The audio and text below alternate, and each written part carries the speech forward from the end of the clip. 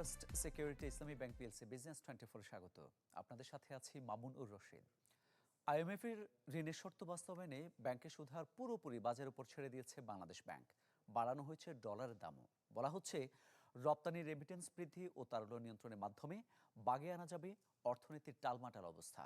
যদিও এমন উদ্যোগে ব্যবসায়ী ও অর্থনীতিবিদদের মধ্যে দেখা গেছে মিশ্র প্রতিক্রিয়া। রিপোর্ট করছেন মাসুম মিয়া। টালমাটাল অর্থনীতিকে সুসংহত করতে সুদহার নিয়ে বরাবরই খামখেয়ালি সিদ্ধান্তে কেন্দ্রীয় ব্যাংক, সঙ্গে ডলারের মূল্য নিয়েও লুকোচুরি। তবে সব ছাপিয়ে আলোচনায় নতুন খোরাক ডলারের দাম বৃদ্ধি ও বাজারভিত্তিক ব্যাংকের নতুন সুদহার। মূল্যস্ফীতি নিয়ন্ত্রণে গভর্নরের আউট অফ বক্স থিওরি কাজে আসেনি, বরং দীর্ঘদিন ঋণের সুদহার 9% ঘরে বেঁধে রাখার ফলে ফুলে ফেপে উঠে অর্থ বাণিজ্যের নানা সূচক। অস্বস্তি ছিল স্মার্ট পদ্ধতির সুদহারেও। অবশেষে পুরোপুরি বাজারের উপরই ভরসা বাংলাদেশ ব্যাংক।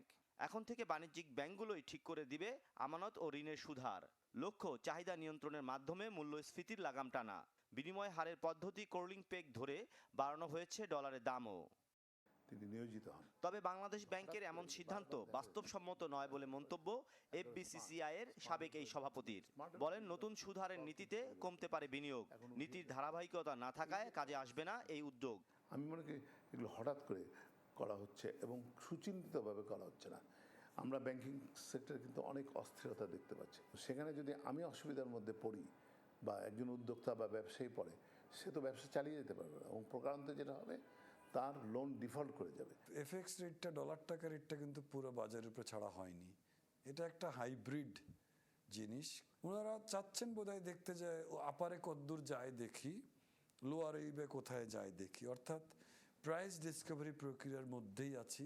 তার মানেই হচ্ছে সামনে ফুল মার্কেট ড্রিভেন রেট চলে আসবে। যদিও বিষয়টিকে ইতিবাচকই দেখছেন এই অর্থনীতিবিদ। বলেন, সাময়িক চাপ বাড়লেও সুফল আসবে দীর্ঘমেয়াদে। অর্থনীতিবিদ হিসাবে মনে করি যে এটা আরো 1 বছর 1.5 বছর আগে করা উচিত ছিল। অবশ্যই শর্ট টার্মে আমাদের জন্য একটা ধাক্কা দেবে, আমাদেরকে কম্প্রেশনের দিকে নিয়ে যাবে, সেটা নিয়ে কোনো সন্দেহ নাই। That is what it's meant for. কিন্তু এটা মধ্যমেয়াদীর জন্য আমাদের অর্থনীতিকে সবল এবং সুগঠিত করে আবার সামনের দিকে এগোনোর জন্য এটা ছাড়া কোনো গত্যন্তর ছিল না। সুদহার ও ডলারের দাম বৃদ্ধি নিয়ে আইএমএফের পর্যবেক্ষণ, প্রতিযোগিতা সক্ষমতা বৃদ্ধির মাধ্যমে বাড়বে রপ্তানি ও রেমিটেন্স আয়, কমবে মূল্যস্ফীতিও। মাসুম মিয়া, চ্যানেল 24, ঢাকা। স্বর্ণের দামে নতুন রেকর্ড। ভরি প্রতি গুনতে হবে 1,17,282 টাকা। এর আগে 7 মে দাম বাড়ানোর পর মাত্র 3 দিনের ব্যবধানে নতুন দর ঘোষণা করল বাংলাদেশ জুয়েলার্স সমিতি বাজুস, যাতে ভরি প্রতি গুনতে হবে বাড়তি 1,832 টাকা। সংগঠনটির বিজ্ঞপ্তি অনুযায়ী নতুন দর রোববার থেকে কার্যকর হবে। দাম সমন্বয়ের ঘোষণা দেওয়া হয়েছে 21 ও 18 ক্যারেট সনাতনী স্বর্ণের ক্ষেত্রেও। স্থানীয় ও আন্তর্জাতিক বাজারের সাথে তাল মিলিয়ে এই দাম সমন্বয় করা হয়েছে বলে জানায় বাজুস।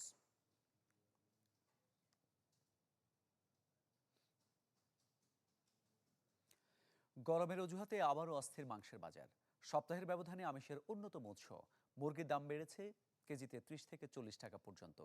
স্বস্তি নেই সবজির বাজারেও। সংশ্লিষ্টরা বলছেন, পোলট্রি খাতের অসাধু ব্যবসায়ীদের চিহ্নিত করা গেলেও দৃষ্টান্তমূলক শাস্তি নিশ্চিত না হওয়ায় কমছে না বাজারের অস্থিরতা। ঢাকার বাজারে অজুহাতের যেন শেষ নেই। এক পণ্যের দাম বৃদ্ধির অজুহাত শেষ না হতেই শুরু হয় আরেকটি পণ্যের দাম বাড়ানোর পায়তারা। এ সপ্তাহে এবার বাড়তি উত্তাপ ছড়াচ্ছে ব্রয়লার ও সোনালী মুরগি। বিক্রেতাদের দাবি, অতিরিক্ত গরমে বেড়েছে মুরগির মৃত্যুহার, ফলে বাজারে দেখা দিয়েছে সংকট। সপ্তাহের ব্যবধানে ব্রয়লার ও সোনালী মুরগির কেজিতে বেড়েছে 30 থেকে 40 টাকা পর্যন্ত। ডেইলি 2,000-2,500 মুরগি আমরা নামাইতাম, এখন মুরগি নামে 1,200, 1,000। কারণ হলো মুরগির দাম বাড়তির কারণে আপনার সাধারণ লোকে কিনে খাইতে পারে না। সাদা ডিমটা বাচ্চায় পছন্দ করে, দেখা যাচ্ছে 110 টাকায় নিতাম, এই কয়েকদিনের ব্যবধানে এখন দেখছি যে 140 টাকা চাচ্ছে। এদিকে স্বস্তি নেই সবুজ সবজির বাজারেও। এই যেমন নির্মাণ শ্রমিক মানিকের স্বাদ আর সাধ্যের মিলটা কোনোভাবেই মিলছে না এখানে। আমিষের উৎসে তো নজর দেয়াই যায় না, সবজিতে যে স্বস্তি খুঁজবেন তারও উপায় নেই। প্রায় সব ধরনের সবজির দাম সপ্তাহের ব্যবধানে প্রায় দ্বিগুণ বেড়েছে। আজকে বৃষ্টির জন্য কাজ করতে পারলাম না, বাজার করতে আসলাম, চিচিন 80 টাকা, 90 টাকা 100 টাকা, তাহলে আমরা কিভাবে কিনবো, কিভাবে খাবো? সরকার অনেক কিছুরই দাম নির্ধারণ করে দেয়, কিন্তু ওটা তো আমরা কিনতে এসে ওই দামে পাই না। অবশ্য ভোক্তা অধিকার সংরক্ষণের সাথে জড়িত নেতাদের অভিযোগ, অসাধু ব্যবসায়ীদের চিহ্নিত করার পরও দৃষ্টান্তমূলক শাস্তি নিশ্চিত হয়নি, ফলে সামলানো যাচ্ছে না বাজার। সেই সুরে সুর মিলিয়ে ভোক্তা অধিকারের মহাপরিচালক জানালেন, ডলার আর জ্বালানির দরের প্রভাব বাজারে পড়তে শুরু করেছে। ফলে শুধুমাত্র অভিযান চালিয়ে কিংবা বাজার মনিটরিং করে পরিস্থিতি সামাল দেয়া কঠিন। আইন প্রয়োগটা ঠিকমতো হচ্ছে না। এই ডিমের যারা কারসাজি এবার করছেন, তারা অনেক আগেই ধরা পড়ছিল ভোক্তা সংরক্ষণ অধিদপ্তরের অভিযানের কারণে, কিন্তু তাদের কোনো ব্যবস্থা হয় নাই, তাদের কোনো ধরনের পানিশমেন্ট হয় নাই। 60 টাকা ডলারের দাম বেড়েছে, এটার ইম্প্যাক্ট তো অবশ্যই পড়বে। আপনার আমাদের যে পরিবহন খরচ থেকে শুরু করে যেগুলো বেড়েছে, সেটার ইম্প্যাক্ট তো অবশ্যই পড়বে। আমি সবগুলো বিষয় তো আমি অ্যাড্রেস করতে পারবো না। সরকারি তো বিভিন্ন এজেন্সি আছে, তারা তো তাদের ক্যালকুলেশন বা সেটা সরকারের সিদ্ধান্ত। ডিম ও মুরগির দাম নিয়ন্ত্রণে প্রাণী সম্পদ অধিদপ্তরকে এগিয়ে আসার আহ্বান খাত সংশ্লিষ্টদের। রাকিব হোসেন, চ্যানেল 24, ঢাকা। রাজধানীতে পণ্যের দামের ঊর্ধ্বমুখী প্রবণতার মাঝে চালের দাম কমেছে নওগাঁ ও কুষ্টিয়ায়।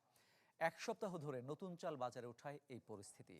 নওগাঁয় চালের দাম কমেছে 5 থেকে 7 টাকা পর্যন্ত। বর্তমানে জিরা ও কাটারি জাতের প্রতি কেজি চাল বিক্রি হচ্ছে 52 থেকে 55 টাকার মধ্যে। অন্যদিকে কুষ্টিয়াতে চালের দাম কমেছে কেজি প্রতি 2 থেকে 3 টাকা। তবে সবজি, ডিম, মাছ ও মশলা জাতীয় পণ্যের দাম কুষ্টিয়াতে বেড়েছে অস্বাভাবিক হারে। সবচেয়ে বেশি বেড়েছে ডিমের দাম। সপ্তাহের ব্যবধানে হালি প্রতি 10 টাকা বেড়েছে খাবারের অন্যতম এই অনুষঙ্গের।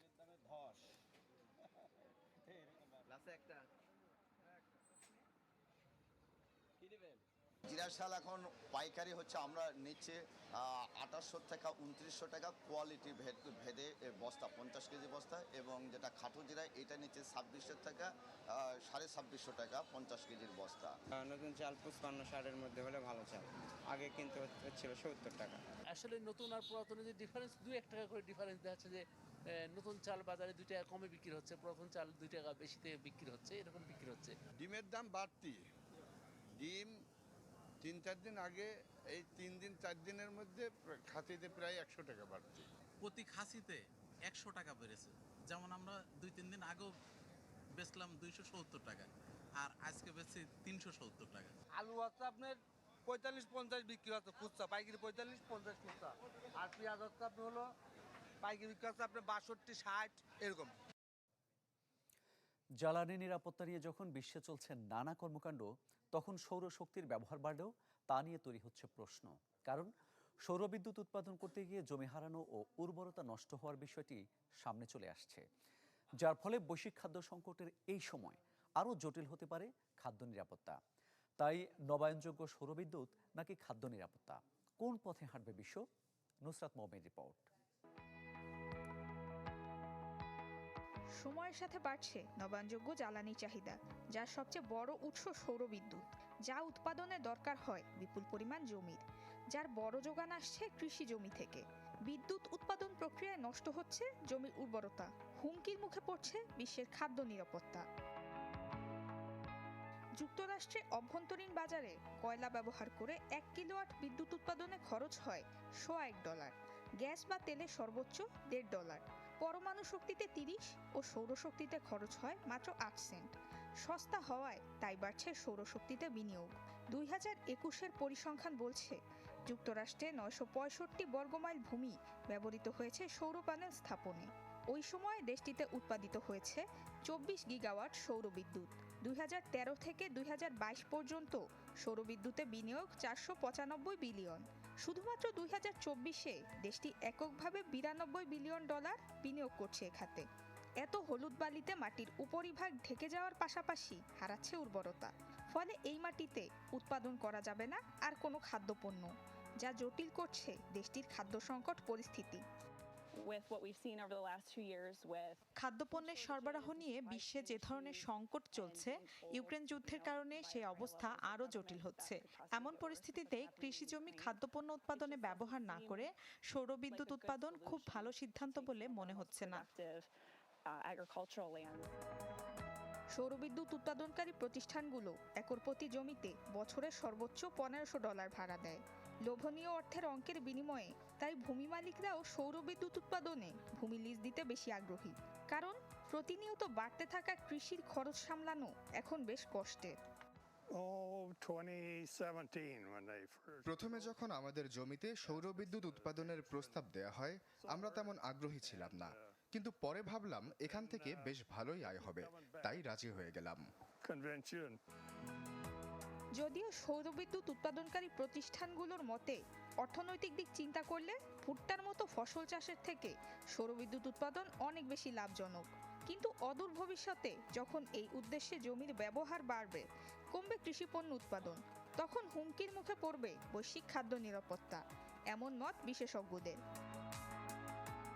নুসরাত মৌমি, চ্যানেল 24।